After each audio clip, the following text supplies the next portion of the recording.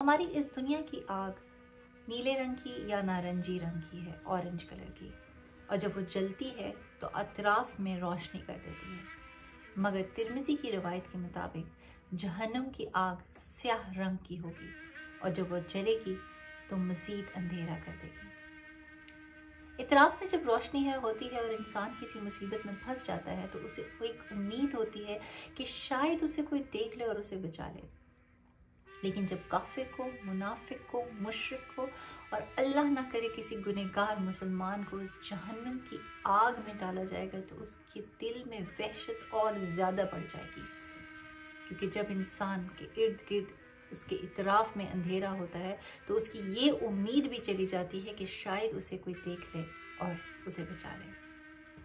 तो अल्लाह ताला ने अज़ाब को मज़ीद बढ़ाने के लिए ऐसा एहतमाम किया है।